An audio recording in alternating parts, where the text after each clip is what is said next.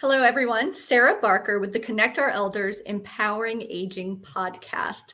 Today, I have with us our guest, Jensen Jones. He is the CEO of HOMECAREceo Forum and has been in the industry for many years.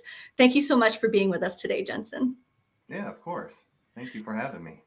My pleasure. So I'm very excited for today's episode. Connect Our Elders, the Empowering Aging podcast is all about bringing direct to consumer education about the resources that exist, ways they can go about paying for care. But part of that also is supporting people in the industry who are supporting the caregiving agencies. And that's exactly where you fall into this mix with the HOMECAReceo Forum. So very excited for you to share with the audience. Give us, a little bit about your background. How did you even get into this industry to begin with, and why do you stay? Sure. Yeah, so I would say my story starts back in 2014. So I used to work for a Fortune 500 company, not even in this industry. And back then I was running about a $65 million piece of business for this large Fortune 500 company. And I thought, okay, I want to keep climbing this ladder. So I decided, what better way to do it than to go back to school and earn my MBA, and then I can keep moving up through this large organization. So that's what I did. I enrolled in the University of Oregon MBA program in 2014. So I was going to school full time, traveling between 5 different offices in the Pacific Northwest, and then I had my kids and my family, and everything was going good. In 2015. The universe had something different in mind for me. My dad was diagnosed with stage 4 stomach cancer. And so then I took on the role of taking him to his chemos and really trying to care for him and figure out what the next steps are. So as his cancer progressed, it took more and more time. And so between school and work and family and caring for my father, something finally had to give. My 3 values, and if you know me or spoken to me before, it's family, education, and service to others. That's just what has been instilled in me from as long as I can remember. So at that time, I made the decision to leave work so I can take care of my dad full time and focus on school the other part of the time, because education is just so important in our family. And so I cared for my father, and he had passed away January of 2016. And I graduated in the spring of that year. And mom wasn't really doing all that well. And, my parents were married the whole time. And I just thought it was a little bit overwhelming with everything happening with dad. Well, come to find out, I finally got her to go to the doctor to see what was going on. And I'd say probably only 3 or 4 months after my dad had passed away, she was diagnosed with early onset dementia. And so then I became her full-time caregiver. It's interesting because during that process with my father, I still didn't know what in-home care was. And gosh, I really wish I did. Because being on and up, almost 24 hours a day is grueling. And I really wish I would have known what it was, but it's neither here nor there. So then I was caring for my mom full time. A lot of lessons learned from my dad. So I got her estate set up, trust set up. Really started making decisions on how she wanted the last chapter of her life to look like. And so essentially I took 2 years off of being out of the workforce and just living off of savings, caring for my parents. At the end of the second year, I love my mom to death, but I told her, I said, I got to get back out there. I got to feel like I'm contributing in some fashion to the greater good. And so I ran into an owner out here in Seattle who wanted to expand his business to 3 offices, grow it, and hit a magic number and sell the organization. And I just thought it was serendipitous that we connected during that time because I was looking for care for my mom. And that's really when I discovered what home care was. So it worked out. Mom started receiving care and she could stay at home. And I got involved in this organization in Seattle to help grow it. And I worked with that organization for about 2.5 years as the president, and the organization sold in 2020. Well, towards the last part of that year, when I started in the organization, that owner at the time was part of Stephen Tweed's mastermind group. So for the HOMECAREceo forum. So that's how I got to know Stephen Tweed. We started out in the 10% group, moved up into the 7% group, and then the business sold.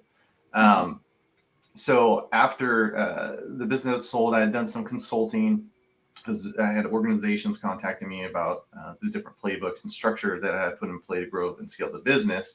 I get a call from Mr. Tweed in the midst of the pandemic, and he basically said, "Hey, I want to start another group that focuses on recruitment retention. I know what my vision is, but I was wondering if you'd come on board and we can develop this program and you could lead it." And so, in the middle of a pandemic, if you can get a new line of business up and going, I felt pretty comfortable that I'd be okay. And so that's what we did. And we ran that program for about 18 months, and it solely focused on recruitment retention. At that time, recruitment retention was such a big topic that we found that all the other groups were also talking about recruitment retention. So we actually absorbed those folks into the other groups.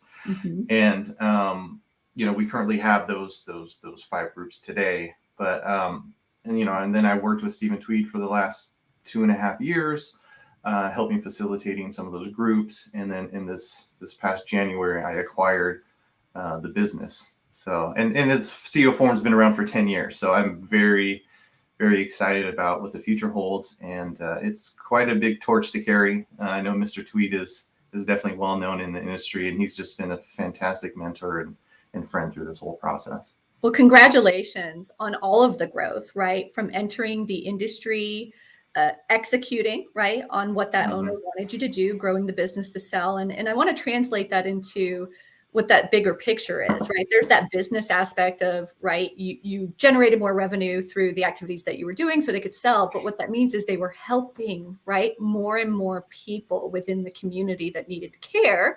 And then you came on with Stephen Tweed, have been extremely successful. You guys have a phenomenal reputation in the industry. So huge congratulations on taking over the company. And it's been a pleasure getting to know you guys. So that leads me into wanting you to share with the audience, what exactly is the HOMECAREceo Forum? Yeah, and that's probably the most common question I get. It's funny. We're trying to get the message out there a little bit more, but in short, really, we're a community and a resource for top tier agencies and owners, CEOs, and their executives who are performing within the top 10% of the industry. So 1.5 million revenue plus. And we really look at ourselves as a bridge within the home care community to be able to connect folks with, it's phenomenal when you have some of these agencies who, they reach this ceiling for whatever reason, and they're trying to get past to the next stage. And we have, over 50 agencies right now who are involved within our mastermind groups. And they have a resource to be able to reach out to somebody in a similar situation who's already gone through it, who has had to break through that next level or get off that plateau to move their business forward. And so it's really, God, I feel blessed to be able to not only speak and learn from all these different agencies and the owners, but to see that within this industry, it's so different. There's this friendly competition in a way that, they don't directly compete with each other. None of our agencies do, but they're willing to help each other, whether it be processes, point of view. Sometimes it's just being a sounding board to be able to work through these challenges. It's phenomenal. And so, we have that as being able to be a bridge. We also have our resource partners. We're really trying to develop our website in a way that it's not, if you're not in the group, you're still able to show up and develop resources and utilize tools. So as you know, Senior Care Sales Solution, you're one of our resource partners. Thank you. Access Care, HCP, Mertz Taggart, MediaStead, Leading Home Care, Pulsinelli's in the process have become one of our resource partners. And essentially, Stephen and I, he's still on as an advisor just because he's been in the business so long, and I still would love to have his guidance and need his guidance as we go through this transition. And we essentially sit with different resources that help support the home care industry. and we vet them out and interview them, and we really try to find those folks who are going to really set up our members, but just in general, folks in the industry for success. And so the Resource Partner Program has been a good program, and we're continuing to grow it and make connections within the industry to help vet out some of these resources for other agencies. Mm-hmm. Also within the Home Care CEO Forum, probably the biggest thing people know us for is our mastermind groups. So we currently have 5 mastermind tiers. The first one being the strategic growth, and those are agencies between 1,500 and 3,000 hours. That was the first group I had taken to facilitate. We've since doubled that group size, and so that's actually 2 groups. We have 2 strategic growth groups within that range. Then we have our top 10% group, which is between 3,000 and 6,000 hours. That group currently is getting close to splitting. We've about doubled the size of that group as well too. Yep, very happy about that.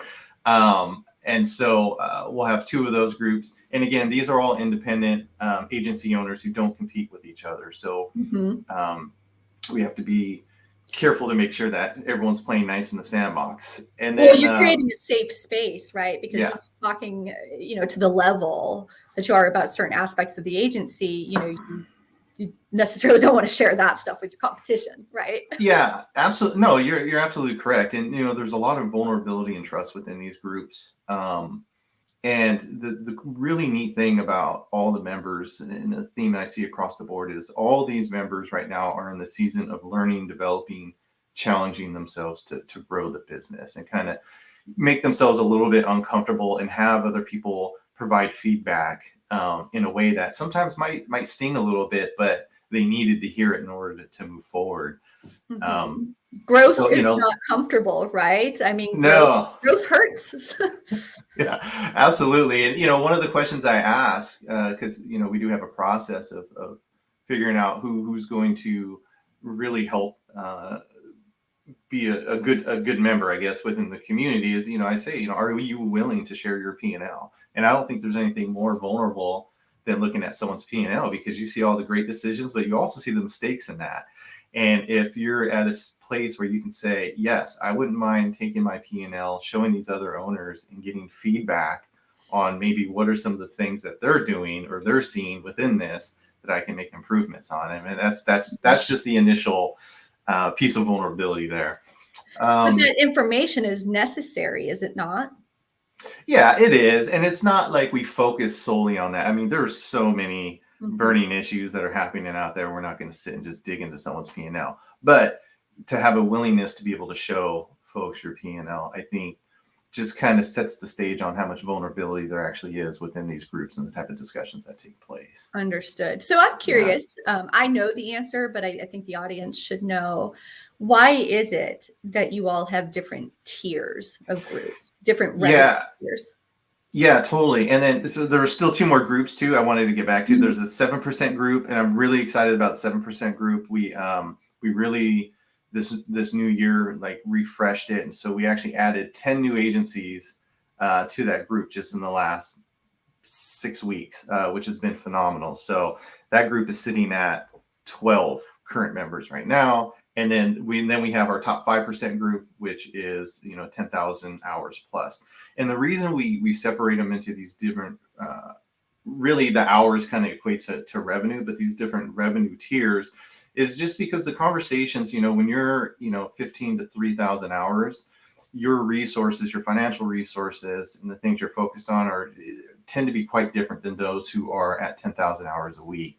And so really what we do is we set it up in a way whereas if you're within this revenue or these hours of 1,500 to 3,000, we really talk more about structure and starting to collect data. And that's generally when the owner's not quite doing all the marketing anymore, so they're able to focus on the business. And so as you move up in hours and in revenue, you have more resources that become available. And so then you can start investing in different ways to grow and scale the business. And so we really try to take it in a way where it's like, okay, if we're here, what are things that we need to do within these hours to structure and get you to scale? And then once you've been able to scale and get past the 3,000 hours, Now, what are the things that these agencies are doing to help structure and scale to get past 6,000 hours, and so on and so forth. So the whole goal is, if you start strategic growth, is to have you move up, become part of the 5% group, and ideally, and I know this is going to sound kind of funny, is to have you graduate out. And really what we talk about when our members are able to graduate out is that you've grown so large that you're moving into markets that compete with other folks within the group, based on acquisitions or just grassroots growth. But you guys have helped them and the members in their particular mastermind group to implement, right, systems, processes, where when they graduate out, they should be able to just keep operating as smoothly as they've learned being in the mastermind. Yeah, and let me say this as well too. It's not myself or Stephen that's really, I mean, we learn a lot, but it's really the members helping each other out. So this is a true mastermind. It's not run like a seminar where you go to the meeting, we present on something, and there's Q&A. There's none of that, really. We come up with some specific topics that the group wants to tackle, or a burning issue or trend in the industry. And then it's just my job and Stephen's job really to facilitate the conversation in a way that there is a tangible output at the end, whether it be something you can immediately implement in your organization, or something that you can design to implement in the near future to help you move and grow. Mm-hmm. I think the benefit of having Stephen and I in those groups, though, facilitating, is because, I get to hear from 50 plus agencies a month. So if, a conversation is going one way, there might be some bits and pieces of information that we can help bridge the conversation and kind of get people to the next mm-hmm. thing. So I knew that. It's great to hear that again, right? That it's really ran by the members. And I know that that's so valuable, because one of the pieces of feedback that I always get from the Senior Care Sales Solutions Academy, from the graduates, one of the number one things they enjoy is being able to have these in-depth discussions with other owners, right? Mm-hmm. They learn and they get this motivation from each other that you and I and Stephen can't provide, right? That they can get from each other. Yeah, I mean, I recall even when I was when I was a member, before I was involved in facilitating in the 10% group, it was great to be able to pick up the phone and just call a peer or somebody who has gone through it or is going through it, and to receive advice. And then I also had the opportunity, in what other situation would I have been able to do this, where I picked up the phone and I called agencies and I asked if I could come visit and sit down and just be a fly on the wall and see what those folks who are sitting in the seats are actually doing. That's really what helped me learn, is by saying, okay, well, I have this group who's a resource. Let me just call and say, can I come to the agency for 2 or 3 days and just sit with your people and learn? And I learned, I can't even tell you how invaluable that was. And, without the group, I wouldn't have been able to call Sarah Barker and say, Sarah, I know we're doing the same thing. Would you mind if I flew down to Tennessee or whatever and sat with you for 3 days? It doesn't feel the same way as being able to say, hey, we already have this connection. Oh, we have this common goal. Of course, I'm going to help support you and what you're trying to do. So what I love about what you guys have created and continue to create is this sense of community amongst your members, right? So what you're sharing, you can just pick up the phone and call this person and shadow them. A lot, when we talk about masterminds, I often think about Vistage, right? A great organization. The last home care company owner I worked for was a part of Vistage. But when I discovered you and Stephen and the Home Care CEO Forum, I thought, wow, this is Vistage on steroids, specific to home care company owners. So I would encourage any owners out in the audience to consider Home Care CEO Forum. If you are finding yourself considering some other sort of business mastermind, my advice to you would be to go with the Home Care CEO Forum, because it is specific to the home care industry. Yeah, and just some feedback on that. I used to actually be part of a Vistage group, which was a great group. I loved the group. I definitely gained insight and knowledge from it. But what I found being a part of the Home Care CEO Forum is the insights. It was just more relevant, I guess, to some of the things I was trying to do.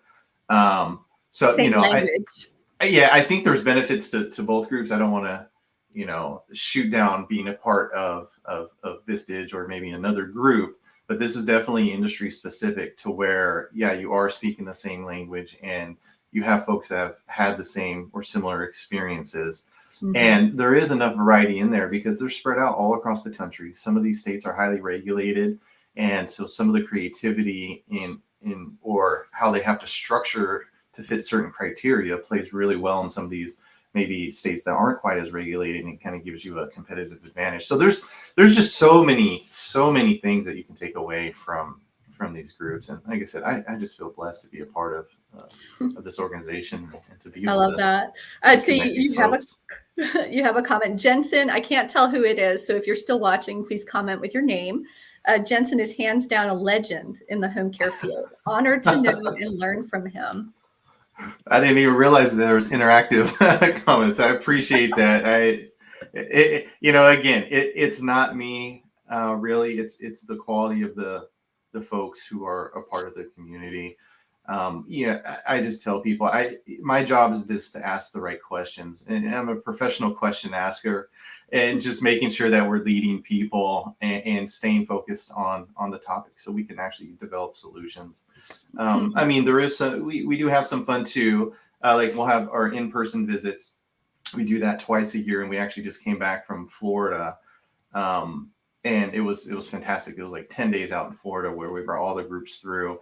And during these in-person visits, it's just, there's so much value that comes out of it because you have the side discussions, the dinners, the camaraderie. But then during the actual sessions, we have what are called our burning issue sessions. And essentially, every agency organization, that could be the owner and like the COO or whoever they want to bring, everyone's always welcome in the organization. It's not like if your agency is in it, it's only one person. You can invite whoever is going to benefit from whatever that topic is. But during these in-person visits, you actually get the attention of the room. So whatever your issue is or issues are, you get to present, and we get to really dissect it and then provide solutions from, all the 10 to 12 different agency owners around the table. So that way, when you go back, you can actually implement it. One of the comments we got from one of our members was like, man, all these agencies are going through these issues. These are all my issues. I'm going last. I don't know if I'm going to have anything left because I've already gained so much. So really, when you go there, it's not just about necessarily solving your one burning issue, but all these other issues these agencies are having. You're having these discussions and talking through these multiple topics during the in-person visits. So I like it. It's an incubator and some incubator for growth is how I would think about it. So that last comment was from Philip Billingsley from we love Clear Path Home Care. Thanks, Philip. And then Miriam Allrat from Care Switch said that she seconds his comment, Jensen. So thanks, Miriam. I already knew you had a lot of Raven fans because you guys do such good work. So I'm always here. Actually, I think I owe Miriam an email. I'll email you later, Miriam. Appreciate the compliment. Okay, so let's talk about, in your opinion, right? What do you say separates a good agency from a great agency? Oh, yeah. I would say top of the list would be culture. Really, the agencies that you walk into, and again, I wish I could tell you how fortunate I feel to be able to also visit other agencies. There's certain agencies that you walk into and you're just like, I want to be a part of this. Like, I want to work here. Everyone seems like they're engaged. Everyone is talking in a way where they want to progress and move things forward. It doesn't feel like an environment that feels stuck. And you can tell that there's a lot of camaraderie and there's, people have access to each other. Like you just feel that. So, those organizations that clearly define their values, their 3 to 4 values, and then they live those values and they talk about those values. I think it just threads through the whole organization. And it creates the sense of like being a part of something bigger than yourself and wanting to be there. And what I find with these organizations that have really strong cultures is that, you don't have the staff, the turnover, right? And so you create this consistency in your office of this staff who's also going to be this consistent resource for your caregivers and your clients, right? And so then you have these staff members who are staying long term, which in turn helps the caregivers and the clients figure out how how your office operates, but if they're all operating under this umbrella of these values and you're living those things, I just see those organizations thrive. And so I would say culture is probably number one, what separates. So with the topic of culture, Jensen, and I think it sounds like you have a couple more points, but the topic of culture in home care has been talked about a lot for the last several years. But there's a difference between saying, well, I want this type of culture, here are the values, and thinking you have a good culture, because sometimes the owner, in their mind, they're like, we have a great culture. But how can an agency know whether or not their agency truly has a good culture in which all of the stakeholders, all of the employees have bought into those values and are living those values? The simplest thing to do, and what I do, is I say, what are your company values? And if they don't know them, then you're not living them, really. And that's why we say have 3 to 4, because it's really hard to memorize more than 4. But if you have your values and you talk about them and you live them, your people know them. And I've been in situations where I say, well, what are your company values? And it's I think excellence is one of them. I know that. And so it's like, are you really living those if you don't know what those values are? So that's usually the easiest thing to tell. And it's one of those things where sometimes we perceive or we think things are happening, but they're not necessarily happening or being communicated. A great way to hit a reset button to really develop values and exercise that I always suggest folks do is really just, get your team together and then have them write what their top 3 to 4 values are for themselves in business, and have them present on each one of those values. And I think you'll see themes between those, and then you put up your company values, and then you tie them in. So everyone says, oh, you know what, excellence, that was one of my values. That's a value for here. And they can relate to that. So they feel like they're a part of the organization. It's like, oh, 2 or 3 of my values fit perfectly within this organization. I'm supposed to be here.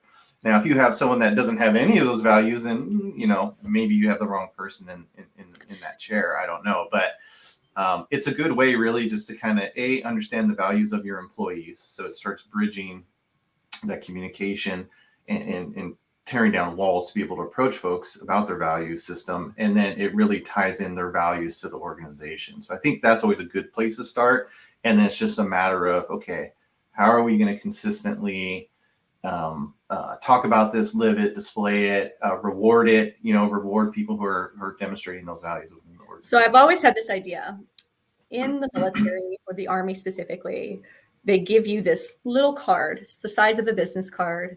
And on one side, it has the Army values, and then on the other, the soldier's creed. And you're required to keep it on your person, right? It is part of your uniform, not in every unit, but typically when you're first starting out. And I've always thought it's such an inexpensive thing for caregiving agencies to put their values and their mission on this tiny little card, right, that they give to the care professionals during orientation. But really, it's part of instilling that culture and the importance into them, that they get to keep that with them.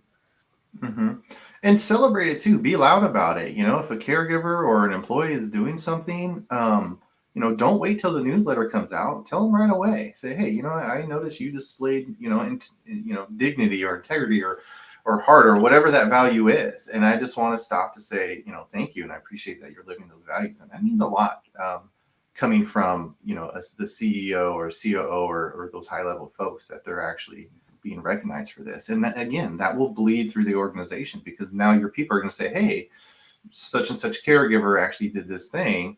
And so I want to make sure I reach out and thank them specifically for it. And so that ties them again into feeling like they're a part of something bigger than themselves and connects them to the organization.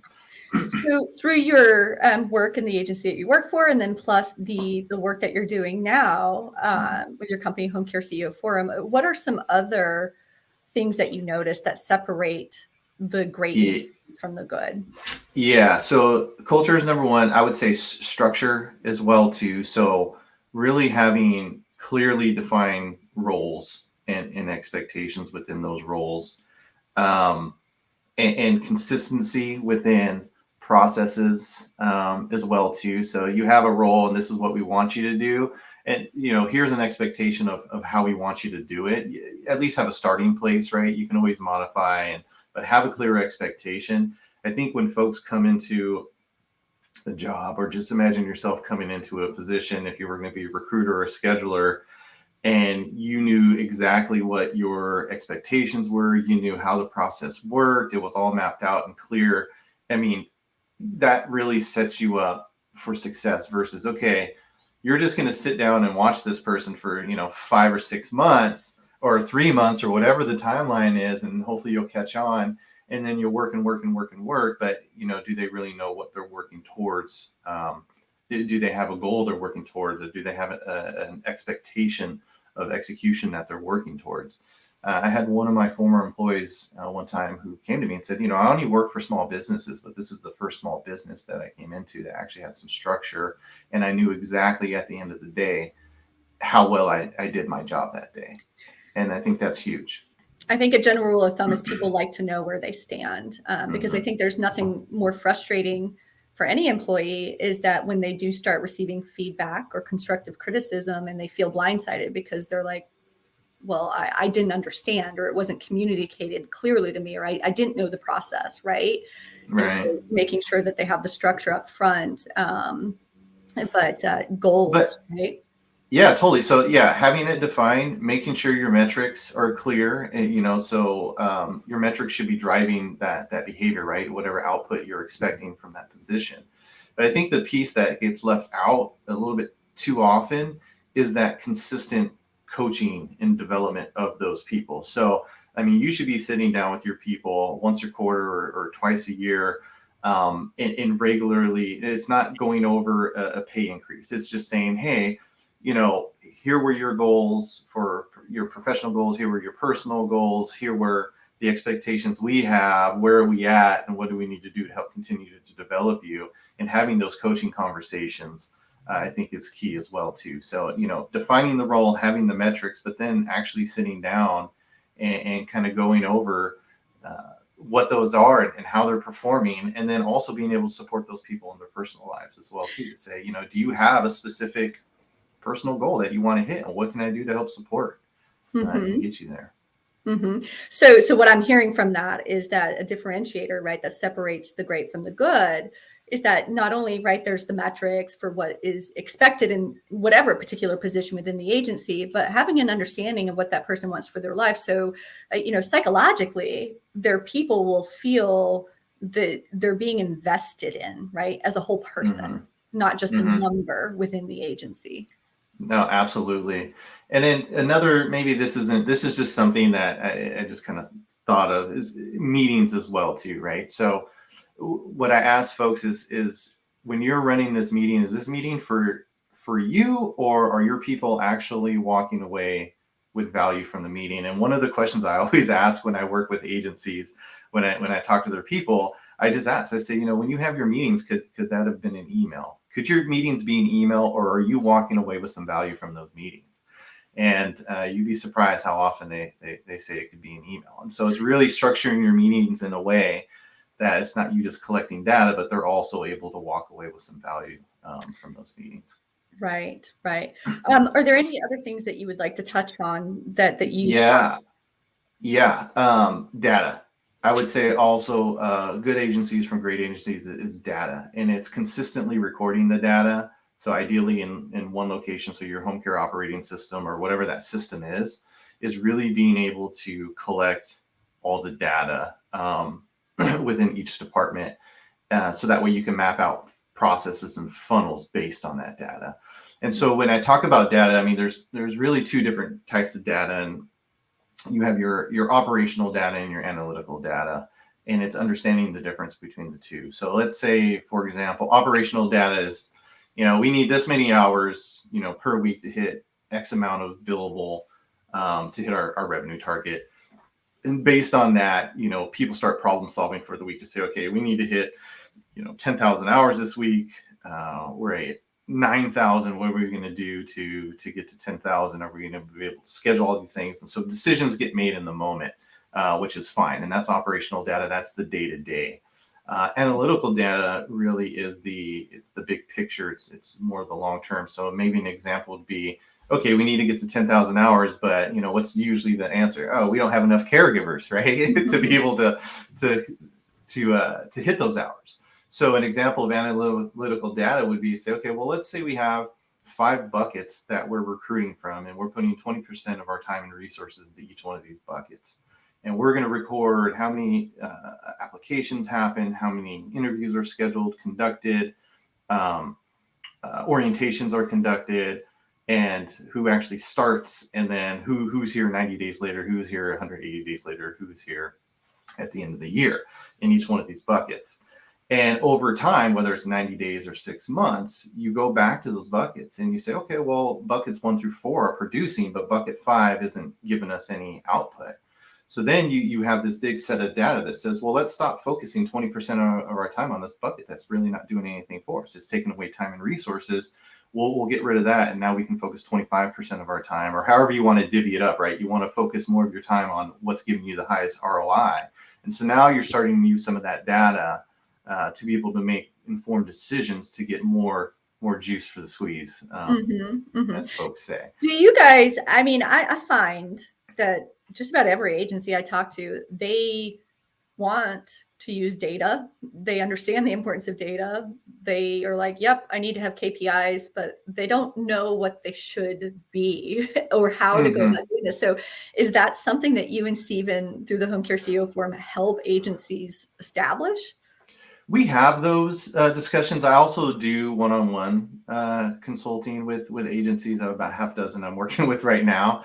And for those folks who are trying to figure it out, I always say start by mapping out whatever your current process is, because you have to know where you're at before you can know where you're trying to go. And so if recruiting is one of those things where we don't have enough caregivers, well, what's your process? And are you actually recording the data? Are you recording that you're posting every other week on Indeed? And are you keeping track of how many applications are coming through and how many interviews are being scheduled? Like, are you creating these funnels that you can say, okay, I know I need to post this many applications to produce 1 caregiver, right? Whatever those steps are, but you have to map everything out first. And I think, yes, it can be difficult, but as soon as you lay it out and see what that process is, I think you can start identifying the things that need to be done in order to execute on that. Whether it be through a consultant, or if you have somebody who is an integrator on your team, so someone who can see those in-between pieces.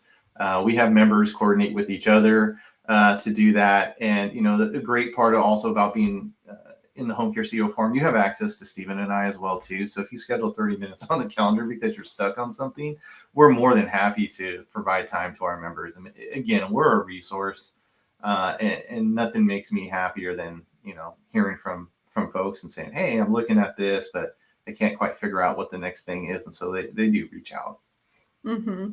So we've talked about culture, regular meetings with the staff, structure, right? Yeah, structure, data. Are there any other? I'm sure there's a lot of different aspects that separate the great from the good, but are there any other specific ones that you'd like to share with the audience that you've noticed? I think those are 3 pretty big things that cover a lot of space. There are, if we get into the weeds, I'm sure we can come up with others, but off the top of my mind, when you ask that question, culture, structure, and data really come down to it. And I think, just the consistency and being able, like, it's one thing to have a playbook or create something. It's another thing to actually execute on it as well too. So it's being able to say, okay, yeah, if this is what our culture is, okay, are you living it? If this is what our structure is, is there any accountability pieces built into making sure that this is happening this way? As far as data goes, garbage in, garbage out, are we actually tracking the data that we need to make informed decisions? Because I've seen it both ways, where agencies don't track enough, and I've seen agencies that are tracking data that, it's just tracking data to track data. And so it kind of muddies the water a little bit. So or I think by tracking the data, but then not making the decision. And not doing anything with it. Yes, that also happens. I mean, I see that in the world, like on the marketing biz dev sales side. And so when I'm talking about that data, it's like, okay, the owner clearly sees that they've hired somebody and they've been there for 6 months producing nothing. And it's like, okay, well, the data is showing you that this, it might be time to release this person. Right. But, and you hear those in meetings. Other topic. Yeah, you hear those in meetings too. It's like they go through this checklist of, okay, report these numbers, and then nothing. It's like, why? There was no accountability. There was nothing to, figure out anything to move us forward in the direction. Right? Emotion gets involved. And I find that it's exceptionally true for this industry, right? Because most people wouldn't be in this industry if they didn't have a kind heart for people, right? So sometimes I've seen it's really difficult for them to make those more difficult business decisions, right? Like releasing somebody on the team who's maybe not a producer or the best communicator or team player. Even though all the data and all the feedback says it's just really hard for them to make the decision. Yeah. And that's what's kind of nice about the groups as well too, because, you can bring out those things in discussions. And, when you hear from 10 different agency owners that say, hey, it's time, it's time to either let this person go, or you didn't give this person an opportunity because you never held them accountable to actually doing the things, right? Because it's not necessarily always the employees. There's some accountability that has to take place when you're sitting in the chair, just to make sure that things are progressing and moving the direction you want to. And like you said, it's uncomfortable. Like progress and change and growing can be uncomfortable at times, but once you figure that out and you get comfortable again, then it's on to the next thing to help continue to grow and scale the business. When the Home Care CEO Forum conducts the masterminds, is there an element of peer accountability? Yeah. So like for our in-person visits, when we leave, we actually ask the members, what are 3 takeaways that they have, or 3 things that they're going to do because we do it every 6 months. So what are the 3 things that you're taking away that you're going to implement before our next meeting? So that's some accountability right there. And then we ask them, what's one thing you'd like to learn more about? And that helps us figure out if we need to have discussion topics around it, or if we already have the resources to help them out, we're able to provide those resources. So we do ask that. I know there are several members that meet even outside of our structured meetings and discuss different topics where they'll get together and say, okay, we have a similar, we're a rural market versus metro market. I'd really like to have a conversation about what your recruiting looks like in your rural market and how you're bringing folks in to really get into the weeds. And then they kind of develop things together, develop plans, and then I know they check in on each other to see what the outcomes were. So yeah, I think there's that as well too. I mean, you're dealing with high performing professionals here that understand that they want some of that. They want some accountability built into it, and to have those folks be able to reach out to them. Well, you and I were just joking about that the other day, right? Like we all need accountability. Sometimes, you can be the most self-motivating person, but sometimes you have those days where you need that person to kick you into gear. Yeah. So something that I've noticed over the last few years, and it was quite surprising to me when I realized this. There are quite a few agencies across the U.S. who have been in operating for 10 plus years, but are just barely breaking that $1 million mark or just shy of that. What seems to be that barrier? Why does it seems to me, right, because of all the ones I've talked to in that position, why does it seem so difficult for them to get past that hump? Yeah. So to go back, I mean, culture, structure, and data, I think is one of them. I think something that agencies at times need to realize as well too is that the people who got you to where you're at aren't necessarily going to be those people who are going to take you to where you want to go. And so it's the whole, and it's hard because we're a small business. We care about our people, right? We develop relationships, like these really deep relationships with these folks who helped us build these businesses. But you get to a point that, I'd have to say, Sarah, you've gotten me to this 800 or 900,000 or just around the $1 million mark.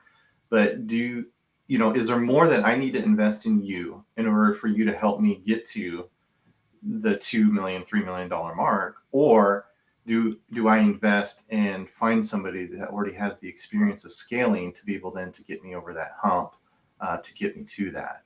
And that's a tough decision to make for a lot of agencies to say, Mm. I have this person who's really invested and got me to this place. What do I do? Do I make the investment to build up their skill sets in order for them to get me there if they can? If they're Or willing. do I, yeah, so that they're willing and able to actually do it. Or do I find somebody who can come in and then take me to this next level? So maybe the next person I hire is going to be a little bit more expensive, but this is a person I know that will take me from 1 million to 5 million. Something else I also noticed within agencies is there's a lot of altruistic individuals who are in this industry. I think it's important to have somebody that has some background in either business or finance or some sort of who's been in a structured business before, to help take a vision and create scalable processes within the organization to get there. Because CEOs are visionaries, right? It's like, boom, I want this, I want to do this, I want to do this, and they have a great idea and they say, okay, team, implement it. But you really need to make sure that there's someone there that can say, okay, well, if we're going to implement this, we need to do your step 1, 2, 3, 4, 5 in order to have this expected outcome in the end, and then create a consistent process. Because without that consistent process, and for you being able to say, okay, we've been doing this for 6 months, is it working? Is it not working? It's hard to grow something like that. And you always hear, I have discussions with other leaders and consultants where there will be this idea and the owner says, okay, yeah, we want to implement this, go ahead and do it. And then they don't bring it up again for 6 to 8 months. And then 8 months later, they're like, hey, how's this project going?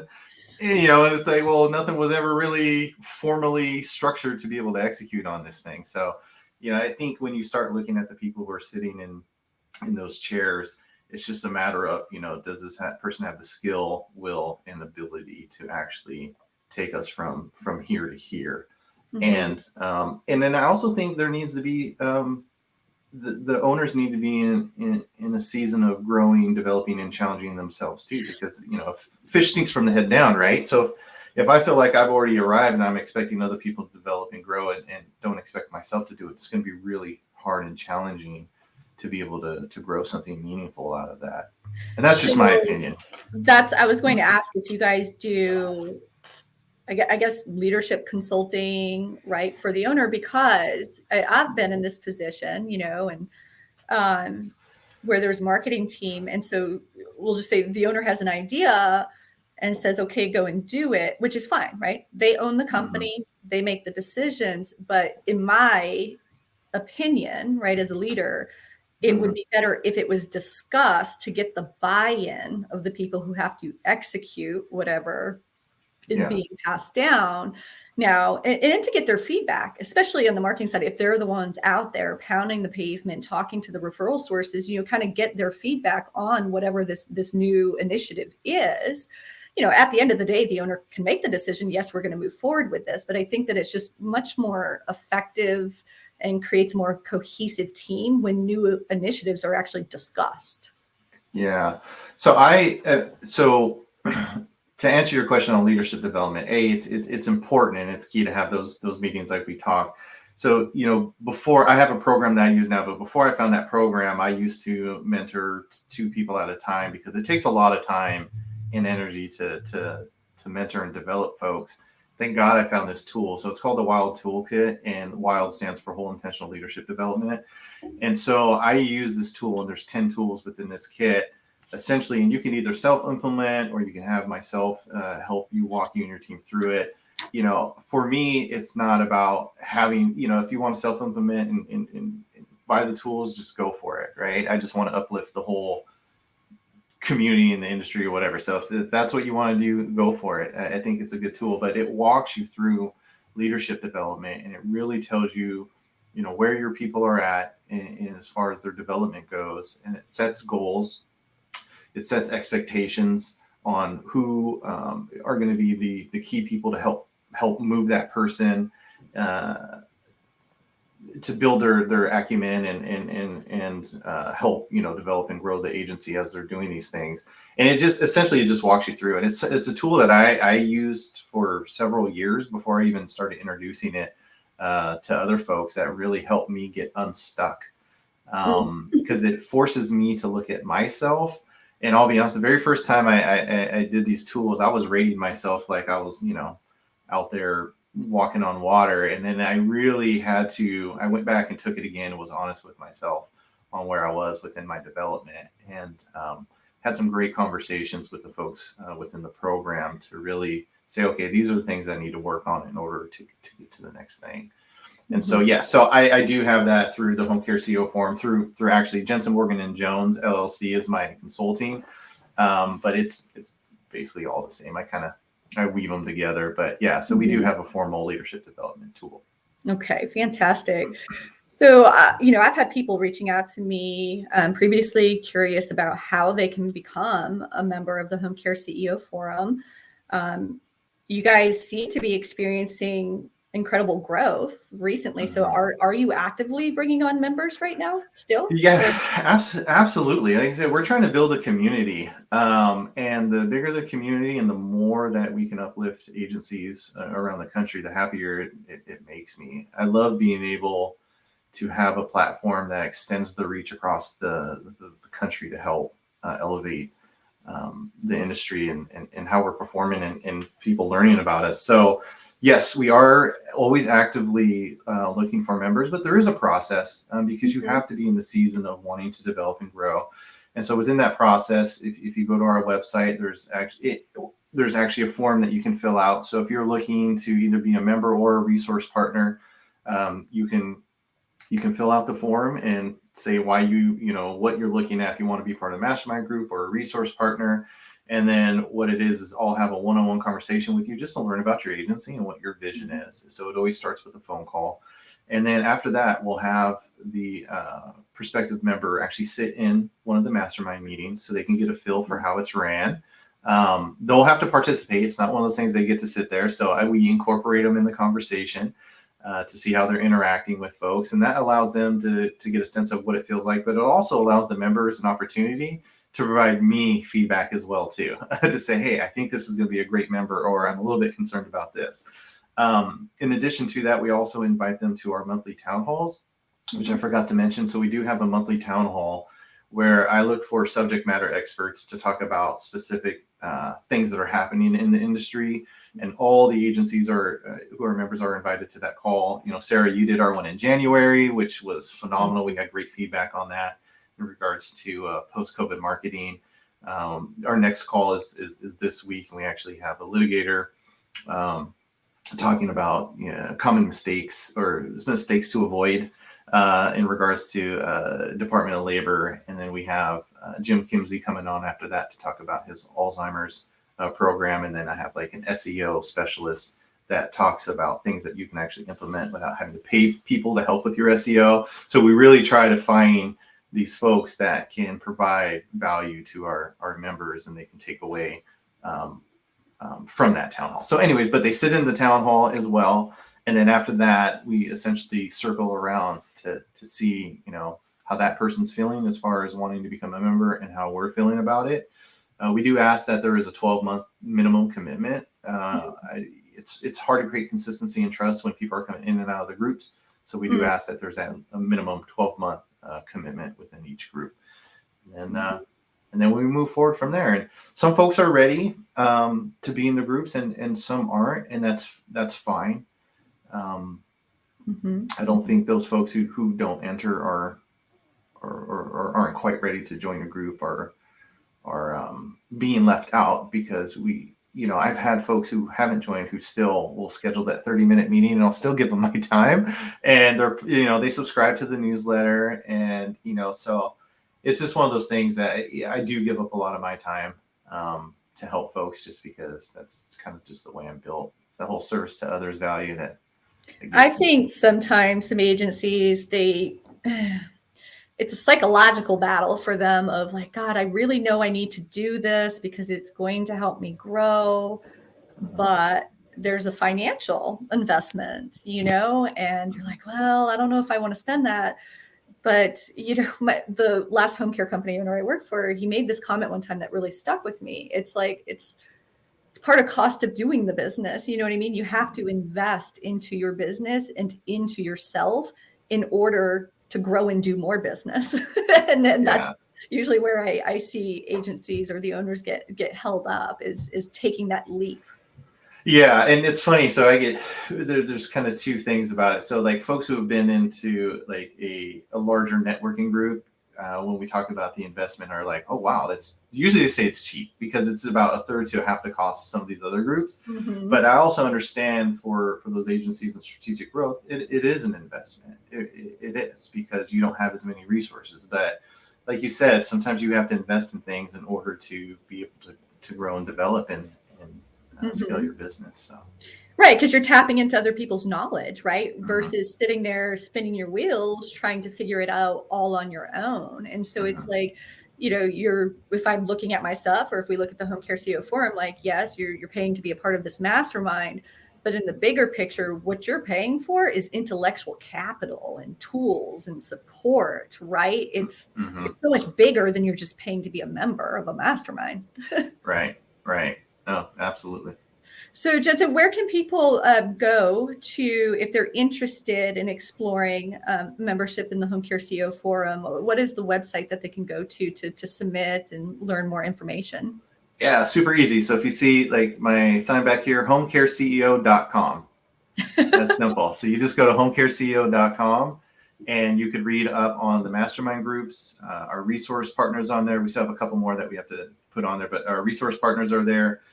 There will be a toolbox in the near future here. Over Stephen's time in this field and from just tools I've created, we're actually creating a toolbox that will have, there's going to be a lot there, like budgeting tools, job descriptions, KPIs, all kinds of different resources for our members and even non-members will be in that toolbox. So we're looking to launch that here at the end of Q1, fingers crossed, no later than, middle of Q2, we'll have that toolbox and those resources. But just go to the website, and the inquiry form is essentially, I think, on just about all the tabs, and you can just shoot us an inquiry through there and we'll follow up. Well, Jensen, thank you so much for being my guest today on Empowering Aging. I really appreciate your time. Yeah. And then as a reminder to the audience, the Connect Our Elders Empowering Aging podcast is all about bringing direct-to-consumer education about everything on the continuum of care, right? What are all of the resources that can support you and your aging loved one, but also supporting the companies out there who are supporting these care providers, because without organizations like the HOMECAReceo Forum, some of these caregiving agencies probably wouldn't have grown to the point where they are, which means they wouldn't be helping as many people as they are in their communities. So again, huge thanks to Jensen Jones and the HOMECAReceo Forum for being my guest today. Enjoy the rest of your day. Thank you, Sarah. Thanks, everyone.